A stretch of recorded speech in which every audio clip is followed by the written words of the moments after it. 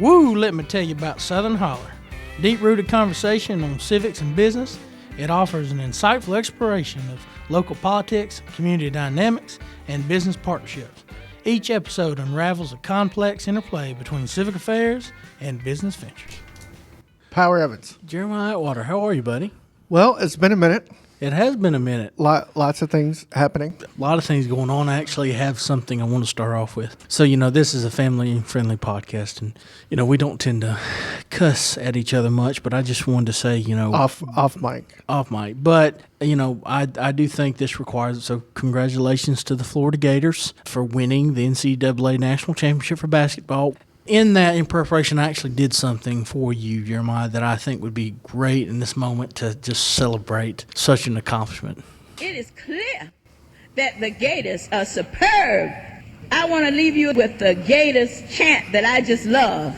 1, 2, 3, 4, 5. Then the Gators don't take no jive. Go Gator. That is former Congresswoman Corinne Brown, who, fun fact, she was convicted of defrauding a charity down in Florida, but she's also a proud alumna of the University of Florida. The Go Gators. Go Gators. So, congratulations, Jeremy. No, I appreciate that. They still hung that banner. So, we still appreciate the donations and the NIL money. Go Gators. It's been very hard for y'all these last couple of years being in the swamp like you have. So. Hey, you know what? It's tough out there, but we get thick skin. There you go. Yes, dad joke. I got one in. So while we have a platform for something nice, something sweet, Lillian's with us just for a few more days. So Lilia Fofana is a foreign exchange student with me and Belle. We've had her since last fall. We got her the end of September.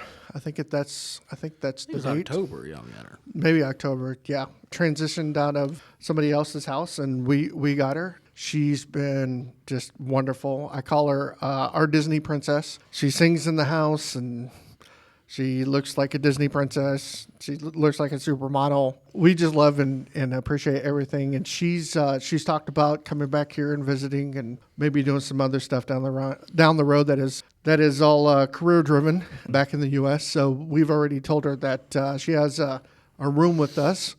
That anytime she wants to do that. So we'll miss you, Lillian, and we'll go from there. So Belle and I, first time parenting. Host parent, it's after about a week you realize that not only you have a teenager moving into your house, you have to return her better, more educated, well-spirited, getting through the U.S., living here with us, the American experience, as she calls it. I hear you. So, we'll miss her, and we love her to death. Absolutely. Very good. Well, would you like to introduce our guest for today? Mr. Justin Stroup.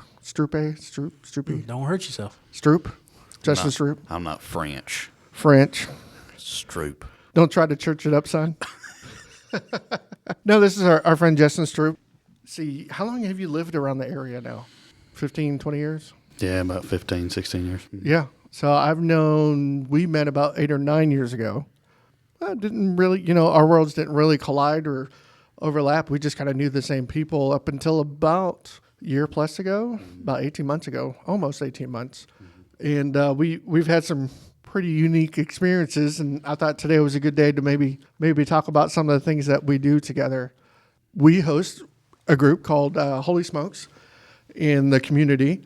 And it started at your house. And I thought we start at the beginning. How did you and a group of guys just kind of get together to kind of start this experience? A few years ago, my wife's uncle, and she would love to kill him for it, offered me a cigar. And I had grown up in kind of a legalistic Baptist church that taught that was just evil and you couldn't do that. So my rebellious self said, heck yeah, give me one of them.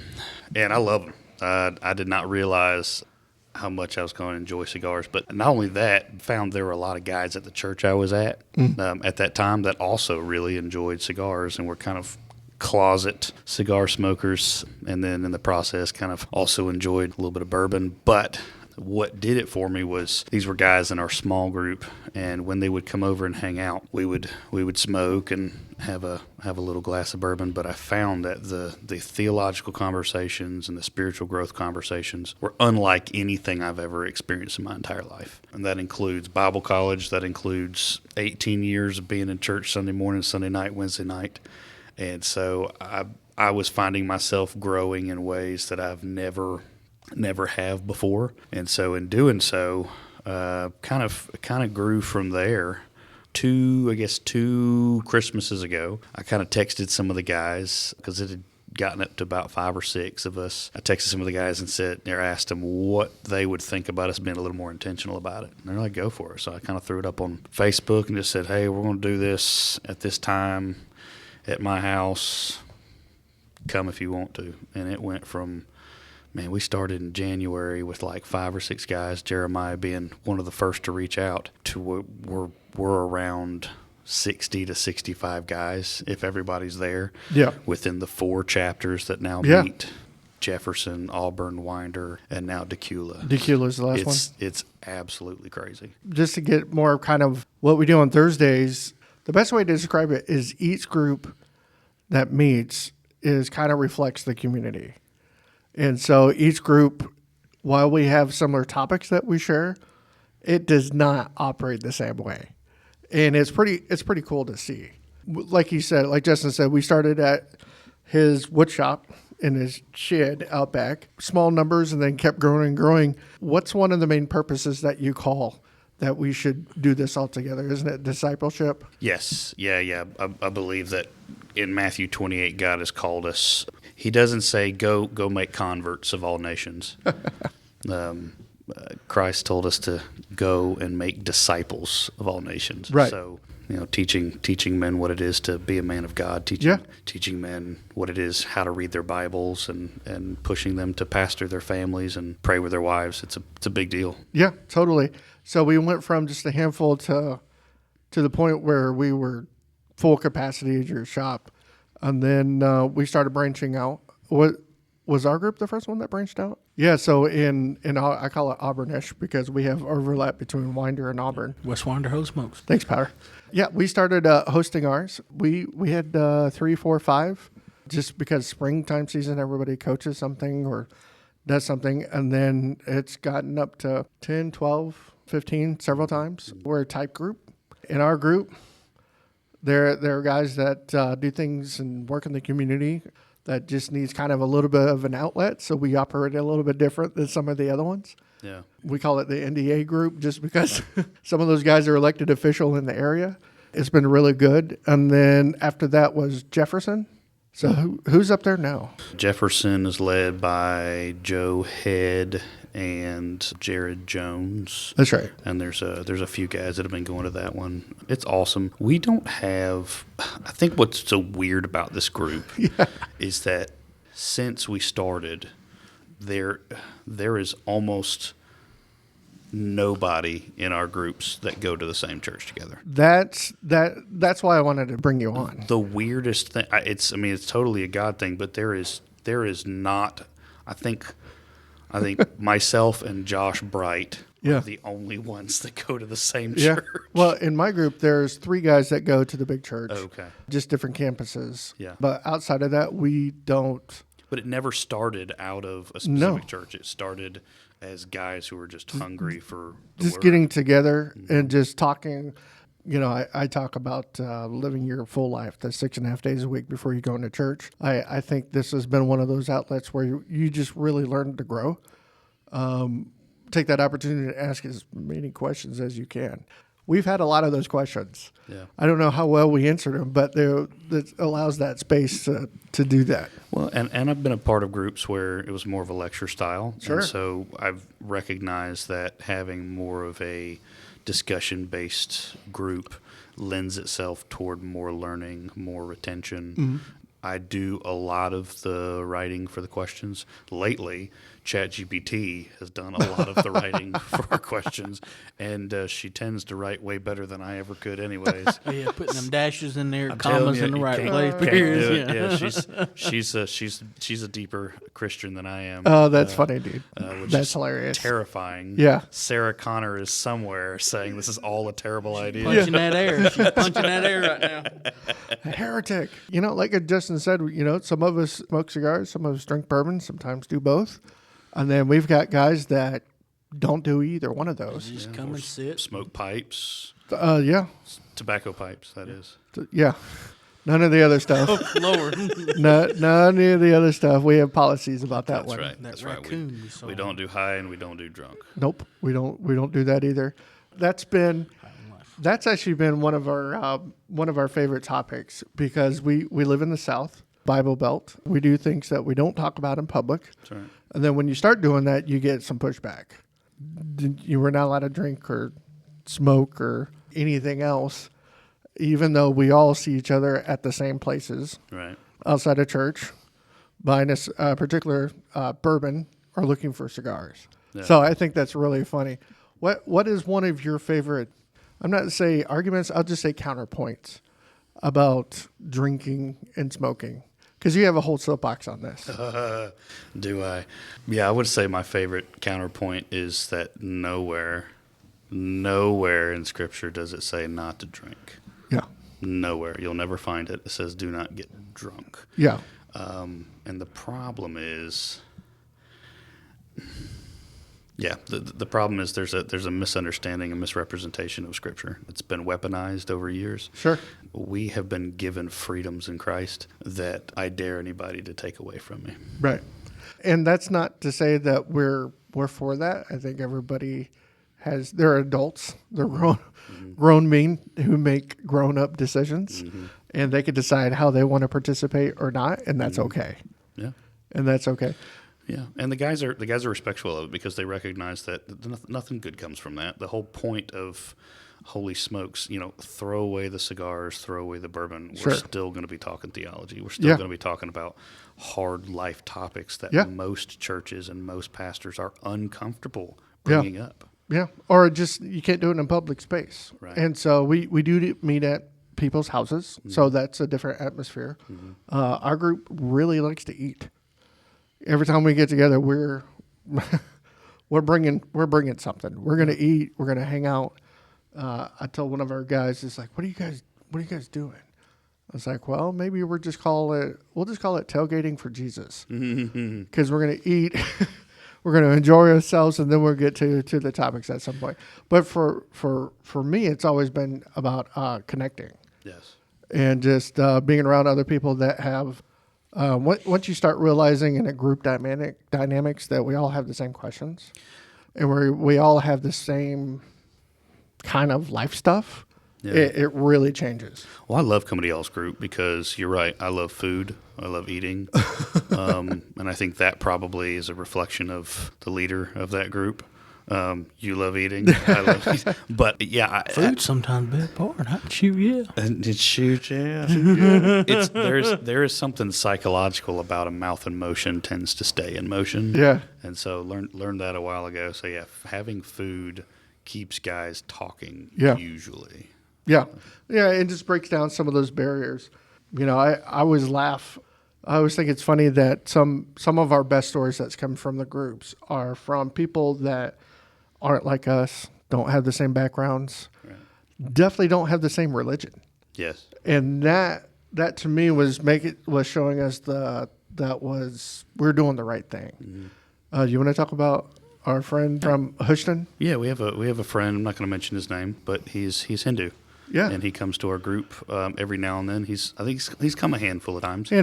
But the first time he came, it was eye-opening for me. He mentioned this word for word. He said he's been in the States for 15 years, and he's never heard men talk about Jesus like that. That let me know, and it was kind of a signal there that not necessarily that we were doing something right, but that we were doing something real. Right. And, important. And I would say we are doing things right, but the realness, I think, is what is missing in a lot of churches and a lot of communities today. That's eye-opening to people that aren't aware of what's going on. Yeah. Well, and kind of the byproduct of once you kind of hang around your groups that you're in, it is so hard to trust anybody much less guys that live in your area. I would say now there's a group of fellas in the area in Barrow County and Greater Barrow County that I trust. And that is like the hardest thing that you can do. For me, has been the hardest thing you can do in life. And just kind of like the bonds that you build from doing that. We also, in our group, time to time, he shows up. We have a Messianic Jewish fella that shows up. I kind of nerd out and geek out because I ask a lot of Old Testament questions. Since he knows a lot of Hebrew culture, Jewish culture, I get to ask a lot of those questions, and it's been really, for me, it's been really fun. Yeah. We've heard a lot from us. I haven't heard anything from Senior Power. I just like listening to the conversation, letting y'all go back and forth, and rock and roll is always interesting. I go most of the time and just sit and kind of listen to the conversation and just take it all in. Yeah. I don't talk much. It's the only time that I don't see Power inserting himself with the conversation, within the conversation.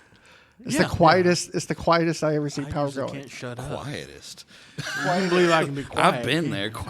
Quiet would not be a word I used to Well, describe Power. he picks his spots. He picks Yes, he his does. spots. You're wasting. You're just like a lion waiting for its prey. You're just waiting. You're watching an antelope come across the horizon, and then you go, "What?" Yeah, Wow. That's the ribs, right? That's right. that's the ribs. Definitely the ribs. That's the ribs. That's right. No, I tell people it's like one of the greatest blessings I've had. You know, one of our co-leaders is Keith. And then with him and his school, he hasn't been able to participate here the last few weeks. He'll be there during the summertime and taking some more hosting. And I recently threw it back to the guys and said, I hosted quite a bit.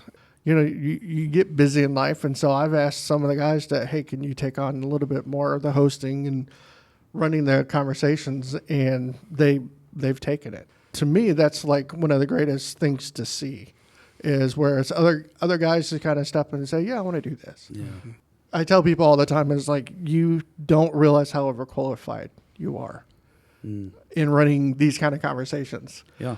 Because we literally hand you the questions or the topics and then some verses and then ask them questions. Yeah. And once you start on that, trust me, when the guys will start taking over the conversations. It is amazing to me, and Jeremiah, you and I have talked about this dozens of times, how we can I write a lot of these questions. Like I said, lately, ChatGPT has been writing a lot of these questions, and we try and make them as open-ended as possible for the sake of conversation. And you don't ever know what's going to happen from these questions. You literally ask a question, you're like, this is going to be a bust, and it takes over the entire night. Yeah, it's the best one. Some guy was thinking about it, and you're like, oh my gosh, absolutely. God brought this up, and we're supposed to talk about it. It's amazing. Life change has happened from these conversations that, again, a pastor, nothing wrong with a pastor or a sermon, but a lecture isn't going to bring you to that place. Yeah.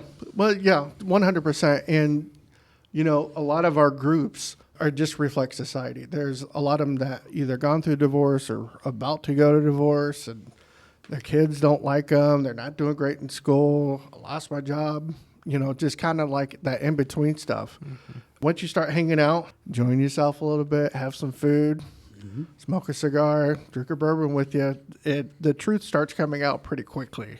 Yep. And I think we're called to kind of pick each other up. So where do you think Holy Smoke should go? I know you and I have talked about future stuff a couple times. Just the fact that it's gone more than 1 or 2 locations, now it's 4. Right. I have what we call BHAGs, like a big, hairy, audacious goal.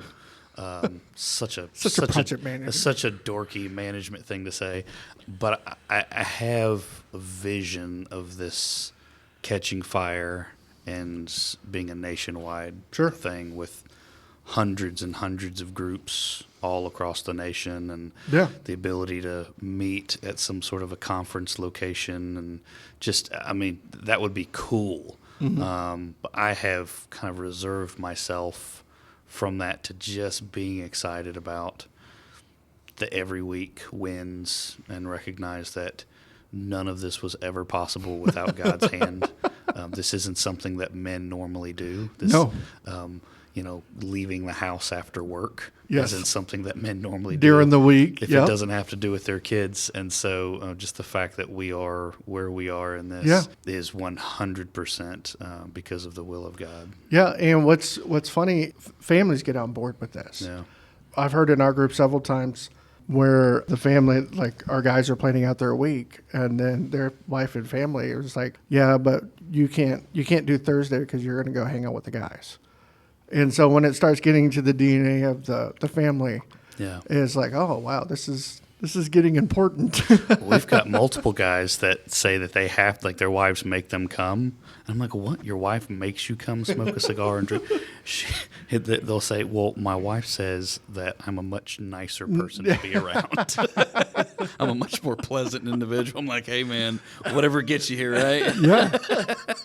I'm hoping down the road that we could compile some stories just from guys that have either found God or reignited their love for God, and then just kind of like healing some families and things like that. I know when we got Lillian last year, that was a big adjustment for Belle and I. Yeah. And then having our guys around, and then I ended up hosting quite a bit at my house just because of Keith and some of the other guys where everybody was busy. Well, that means I got to be at home. Mm-hmm. I got to see Lillian. I got to hang out with the guys, and then the guys got to know her. And so it was a really kind of cool how that kind of all overlaps, where it just like becomes part of your life. I think one of the best things too is like once you start, if anybody's interested and want to do a group, contact Justin. Justin's the lead on this. He's really good at this. I tell people if you want to get something out of life, teach. Right. And then when you start hosting a group, seeing group dynamics, the teachers are the ones that get so much out of this. Mm-hmm. And I always, I encourage that. Mm-hmm. And it's like, it is a blessing. It changes your life because you end up studying because you don't want to look like a moron each week. And then some of our topics are pretty weighty. Some of them are not. Some of them we don't even do them. Right. Just really depends how the group is that week. When you realize how to communicate God to a group of people that don't go to the same church, it's really helpful. Yeah. And it's like, because there are some basic truths that are real that people can identify with. Yeah. Yeah. Well, you guys can definitely check us out on, we have a website, holysmokesmensministry.com. We have an active Facebook page, Holy Smokes Men's Ministry, and we have a podcast that we do. Just started putting out some cigar review videos that we're kind of excited about. Just give you guys some knowledge on cigars because it's an industry that's actually starting to boom again. It boomed really big in the 90s. Yep. And it's coming back pretty hard. Yeah. But we've got 4 gatherings. Yep. One. What's the days of the week? Yeah, so Sunday afternoons at 5 p.m. are in Decula. We've got a Monday at 6 p.m. in Jefferson. Tuesdays are at 7 o'clock in Winder. And then Thursday, or Auburnish is what they call it, are Thursdays at 7 o'clock. They're in Auburn. So you can definitely reach us on Facebook if that's what you guys use. But just kind of ask about us. I try to keep all of our addresses from social media. We want to kind of be able to make sure that certain, not necessarily certain people, but certain groups are healthy. Would love to make this, would love to do something dumb with it. So just want to make sure that we're being understanding and loving. Yeah. Awesome. Well, I appreciate you coming in today. Yeah, thank you, Justin. It's been awesome. Thank you guys for having me. Yeah, Absolutely. Always good to see you. Lunches are always good too. Especially when you're paying for it. That's right. We'll have to catch power next time. Oh, Lord. Well, thank you for today. Thank you for our guest, Justin. And we'd like to thank Northeast Georgia Business RadioX Studio. It's a production studio. You can always find us at negabrx.com or find your favorite podcast. Look for Southern Holler. We'd like to thank Mr. Tom Sheldon. Power as always. See you, Justin. Have a good one. Thank you, Justin. Go Gator.